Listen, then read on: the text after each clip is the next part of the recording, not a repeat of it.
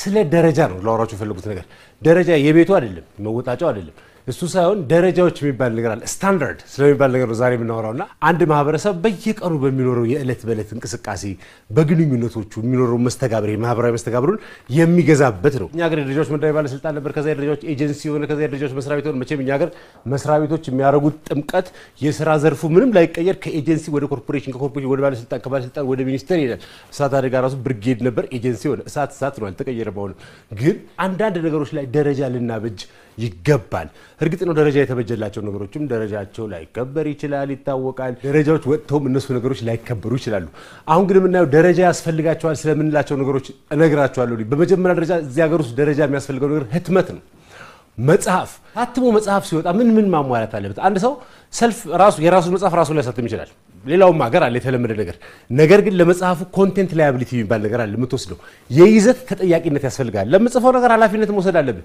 መጽሐፍ ታትሞ የሚበተን ነገር ነው ትውልድ የሚያነበው ነገር ነው ልጆች ልጆች የሚያነቡት ነገር ነው አንተ ደስ ያለ ነገር አጽፍ መጽሐፍ አሁን እኛ ሀገር የሚታተመው ነገር ደስ ያለው ነገር ይጽፋል መጽሐፍ ሰው የማሳተሚያ አቅም ካለው ማተሚያ ቤት የሚሰራ ጓደኛ ካለው ወይም ደግሞ ማተሚያ ቤት ያለው ዘመድ ካለው ይጽፍና ኤዲት ራሱ ሳይደረግ ፊደሎቹ ሳይታረሙ ኤዲት ሳይደረግ ምንም ሳይደረግ እኔ ያልኩ ያለው ሴንሰር ይደረግ አይደለም የሳንሱር ይደረግ የሰው ሐሳብ ይቆረጥ አይደለም ፖይንቱ እሱ ሳይሆን ስርዓት ሊኖረው ይገባል ይዘቱ ከመሬት ተነስተ ታሪክ ጻፊያት ሆነ አሁን የምናያቸው መጽሐፎች ትልቁ ችግር የመጀመሪያው ደረጃ ምንጭ የላቸው ዋቢ መጽሐፍ ይባል የለው ሰውየው የሚጽፈው ታሪክ የማን ታሪክ እንደሆነ ግራ ይገባኛል አንዳንድ ቀን እዚህ ሀገር 3 ኢትዮጵያ ያለች እየመሰለኝ ነው የሆነ አጼንትና ተዋጉበት ቦታ ብሎ ይጽፍልና ያኛው ሰውዬ የሚጽፈው መጽሐፍ ላይ ያ ቦታ የለም ሶስተኛው ሰውዬ የሚጽፈው መጽሐፍ ላይ ያ ቦታ ነው ያዘው አካባቢ የለም እኔ ብዙ ታሪክ አንብቤያለሁ አካባቢ ይተናል እንዴ አካባቢ እኮ አይጠፋም ደስ የሚልን ታሪክ እንዳለ የምታስቀምጠው ነገር ነው ለፐብሊክ ሞራል ለህዝብ ለምናምን ሲል አታስቀምጥም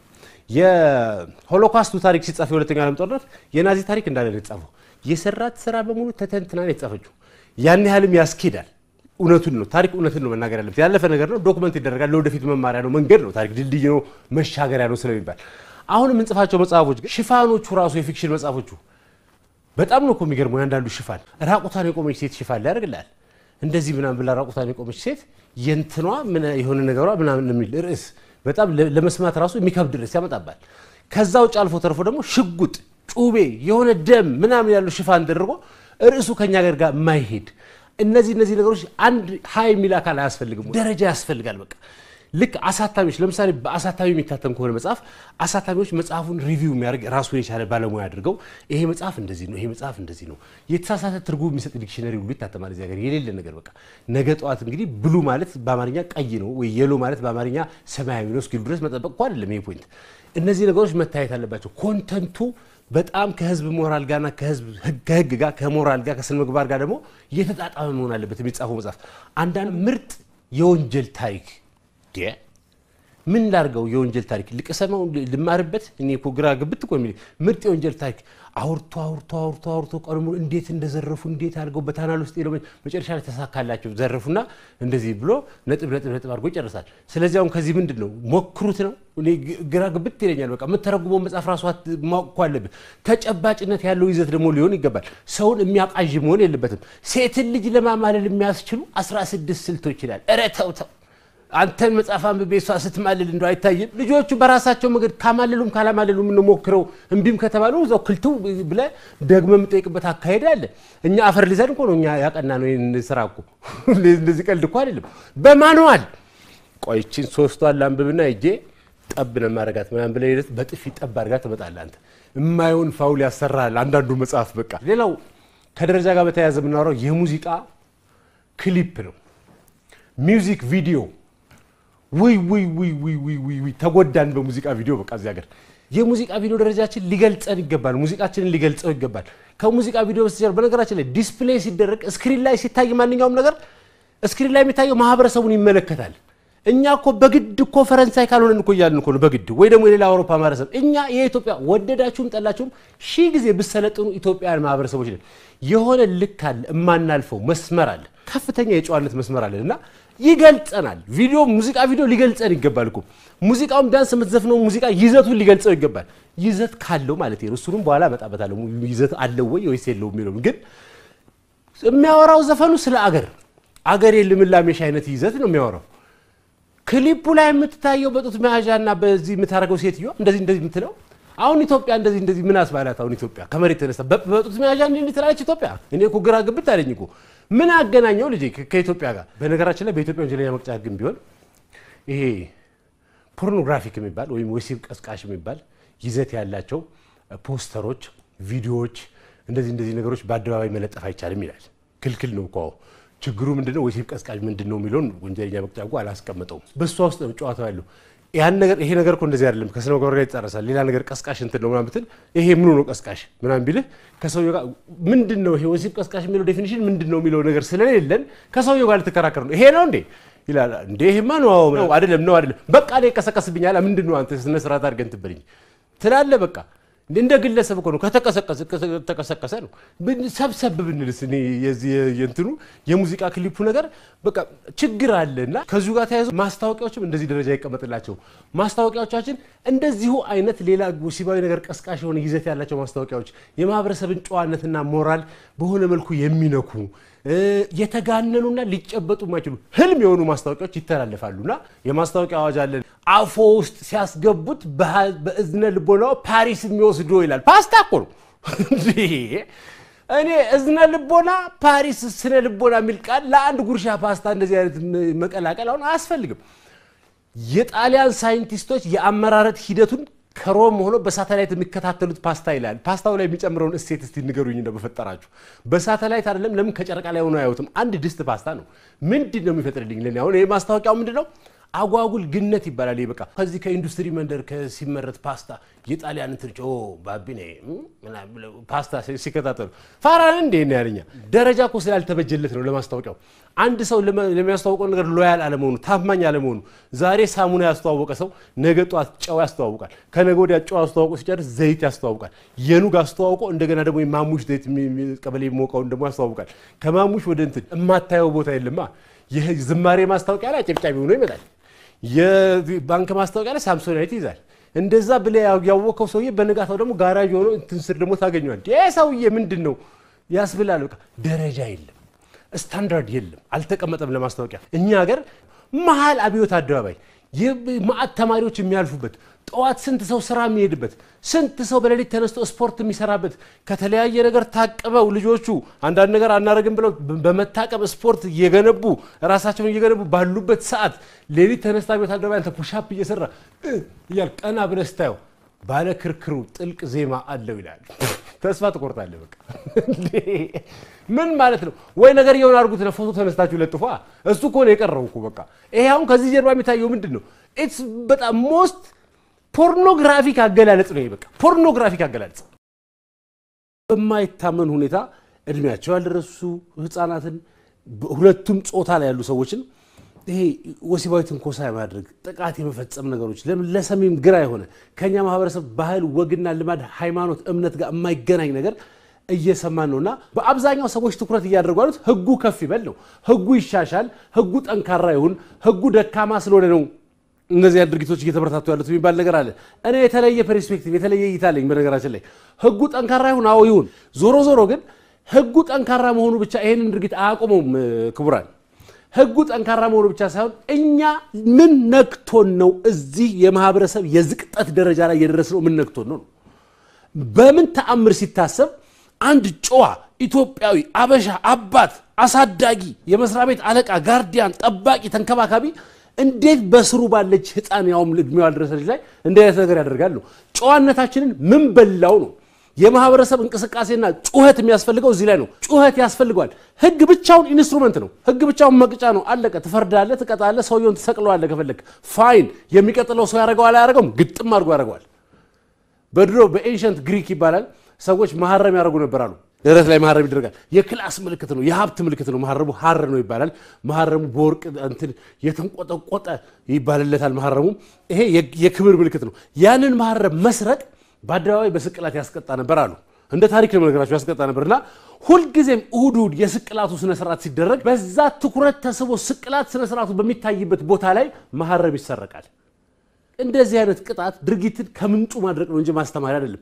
ህጉን ማጠንከር ይገባናል። ፋይን፣ ህጉን ማጠንከር ይገባናል። ህጉ በመግለጽ ላይ ኢትዮጵያ ህግ መነሻ ቅጣቱም ትልቅ ነው። ህጉ እኮ እኔ በሆነ ሳይዱ ሳይው አላጠፋም አፈጻጸሙን ውቀሱ ሲጀምር አፈጻጸሙን ህጉ እኮ ልቀቀው አይልም አስገድዶ ደፋሪን እኮ ልቀቀው አይልም ህጉ ፖሊስ ጣቢያ ይሄዳል በምን ተአምር እንደሚወጣ አይታወቅም በነጋታው እያፋጨ መንገድ ላይ ሲንጎማለል ታገኘዋለህ ህጉ ለምን ብለም ታረጋለህ የህጉ የቅጣት መነሻው እኮ 40 አመት ነው ቢልም እኮ ሰዎቹ ከፖሊስ ጣቢያ የሚለቁት ከሆነ ምንድነው ፖይንቱ እኔ የማይገባኝ ነገር እሱ ነው እኛ ቅድም ያልኳችሁ ጨዋነት ነው ጨዋነቱ የት ገባ አሁን የመጣብን የባህል መቀየጥና መበረዝ ማንነትን የመሳት ጉዳይ ሰዎችን ይሄ በቃ ይሄ አገራዊ ኩራት የምትለው ነገር ፕራይድ የምትለው ነገር እንዴ እኔ እንትና ልጅ አላደርገውም እኔ አታቀኝም እንዴት አደርገዋለሁ ጨዋ ያሳደገኝ እንትና ቤተሰብ አላደርገውም ይባላል እኮ ስትሬንጀርም ሰው ይሁን ማንም ሰው ይሁን የራስህን ያሳደግካት ልጅ አታረግም በምንም ተአምር ጤነኛ ሰው ኢትዮጵያዊ ሆነ አይደረግም እንደዚህ አይነት ነገር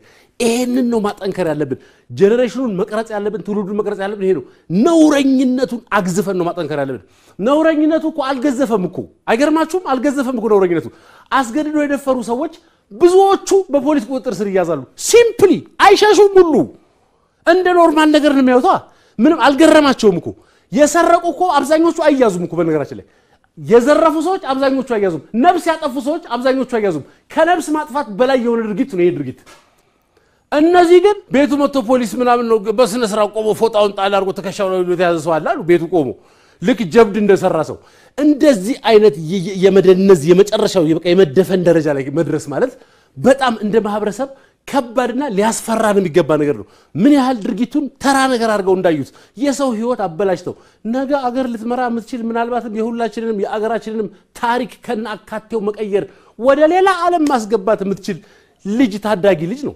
እንደዚህ አይነት ነገር ደረሰው ከዚህ በላይ ደርሶ ነገር አለ እንዴ የለም ስለዚህ ይሄን ድርጊት የሚያደርጉትን ሰዎች አጸያፊነቱን እንዲፈሩት ማድረግ ያለብን እኔ አንድ ሐሳብ ልንገራችሁ በአስገድዶ መድፈር ወንጀል ተከሶ ጥፋተኛ የሆነ ሰው በቴሌቪዥን ጥፋተኛው ተብሎ ፎቶ እንዲታይ ህጉ በስነ ስርዓት እንዲደግፈን በአንቀጽ በስነ ስርዓት ሚዲያዎች ይሄንን ምስል መጠቀም ይችላሉ ብሎ ፕራይቬሲውን እንዲያነሳልን እንወቱት እስቲ እንጩ እቺ መድኃኒት ትመስለኛለች ቴሌቪዥን ላይ ይቀርባል ግድ የለም ማቅረቡ ይፈቀድልን እንጂ ህጉ ይፈቀድልን እንጂ እንዴት አድርገን እንደምናቀርበው እናቀበታለን ሙሉ ስክሪን ፎቶ ላይ በየማስታወቂያው መሃል ለማቀርብ ልክ እንደ ስፖንሰር እንደ ክብር ስፖንሰር ከዛ የት ሀገር እንደምትኖር ያለው ከዛላ ይሄኛው ምናልባት የወንጀሉን አሰቃቂነት ሊነግረን ይችላል በኮሚኒቲ የምንኖር ሶሳይቲና አበሻ ካገለለ አገለለ ነው ሰው አይደለም በቃ አለቀ ፑ ተባለ ቴሌቪዥን ላይ ይሄ እንትን አይደለም የት እንደምትኖር ያለው ያን አሁን እኮ ምንም እኮ አይደለም እኮ አስገደደ ፈርክ ፖሊስ ፕሮግራም ላይ ተቀርባለ ነጠላ ጫማ ይታያል ያንተ ፕራይቬሲ ለመጠበቅ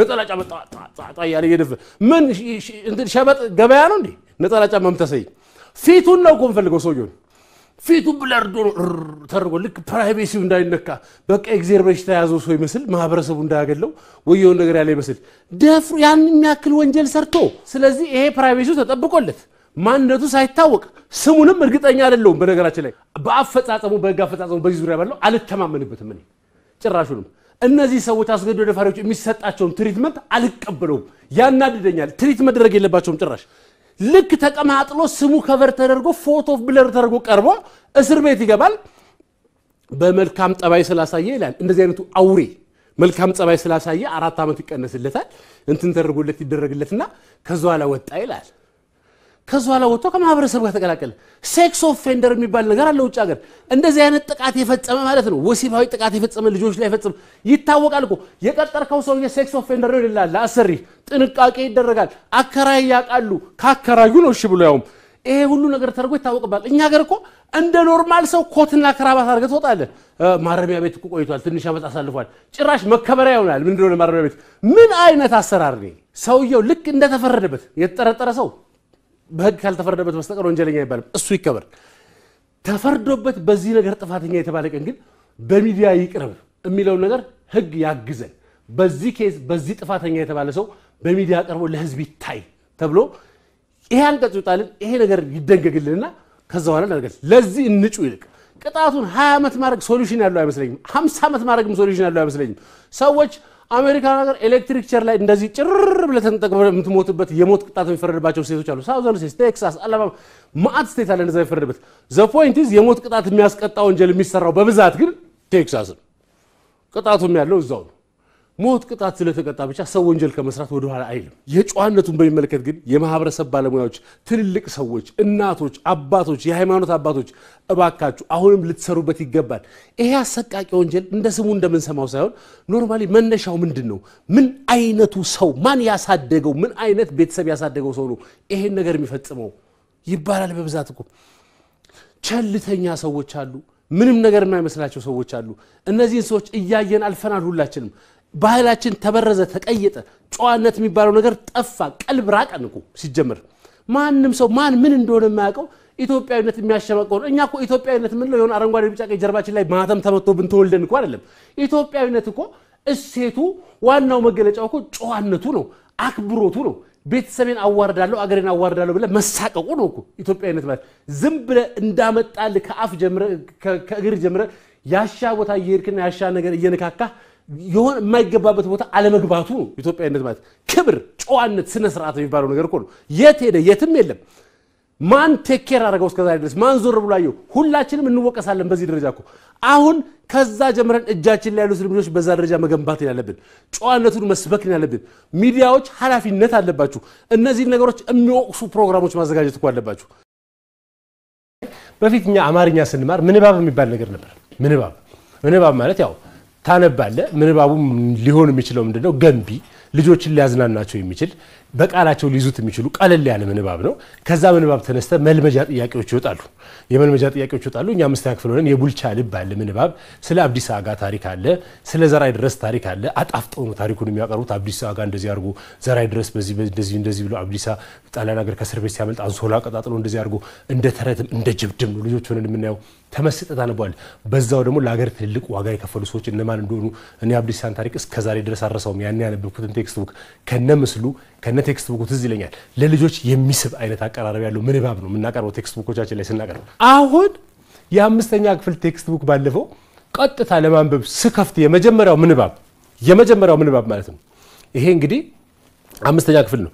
ሲጋራ ማጨስና ጫት መቃም አንዳንድ ሰዎች የሚያዘወትሯቸው ድርጊቶች ቢሆኑም ነገር ግን ይሄንን ልማዶች ለማቆም ነው ይላል።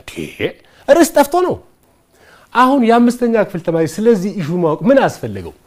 አምሮስ እንደዚህ አይነት ኢሹ ለማወቅ ማለት ልናስተምረው ነው አይባልም። መቼም ልናስተምረው ነው ባል እድሜ ያለው ሁሉም ነገር እድሜ ያለው አምሮአችን የሚይዝበት እድሜ አለ። አምሮአችን ደግሞ ነገሮችን አዛብቶ የሚይዝበት እድሜ አለ። ልጅ ፊት እንደዚህ አይነት ነገር አታርጉ የሚባለው ለምንድን ነው? አምሮአቸው ለዛ ሬዲ ስላልሆነ ልጅ ፊት ስለ ጾታዊ ግንኙነት አይወራም። ልጅ ፊት ስለ እንደዚህ አይነት ስለ ሱሶች አይወራም። ልጅ ፊት ሱሶች የሆኑ ነገሮችን ማድረግ አይገባም። አይለኮስም። ልጅ ፊት አይጠጣም ቢቻል እንደዚህ አይነት ነገሮች ይባላል። ምክንያቱም ለምንድን ነው? ልጆቹ ያንን ነገር የሚወስዱበት መንገድ የተሳሳተ ሊሆን ስለሚችል አምሮአቸው ዝግጁ ስላልሆነ ነው። ትምህርት ቤት ቴክስት ቡክ ላይ እንደዚህ አይነት ትምህርት እየተማሩ ይመጣሉ። ልጆቹን ያሁን ሳያቸው ከለራቸው ግር ይለኛል። በቃ ይሄ ትምህርት መሆኑን አሁን የሰሞኑን የደረስኩበት ነገር ነው። የሚማሩት ምንባብ ጽሁፎች፣ ዋቢ ጽሁፎች ተብለው የሚወሰዱ አሉ። ለዚህ ለእንትን የሚሆኑ ለቴክስት ቡክ የሚሆኑ ጽሁፎች ዋቢ ጽሁፎች ተብለው ሲወሰዱ በጣም የሚገርሙ ዋቢ ጽሁፎች አሉ። ስለ ምግብ አዘገጃጀት አምስተኛ ክፍሎች ላይ ተጽፏል። ዳቦ እንዴት ይጋገራል ተብሎ እንደዚህ ያህል ዱቄት እንደዚህ ያህል እንትን ይላል። ይሁን ይጋገር እንደዚህ ያህል። ከዛ ከታች ዋቢ የተጻፈ ከደቡብ ብሔር ብሔረሰቦችና ሕዝቦች ክልል የጥቃቅንና አነስተኛ ተቋም የዳቦና የአምባሻ እንዲሁም የብስኩት ንዑስ ሂደት የማሰልጠኛ ማኑዋል ላይ የተወሰደ ይላል።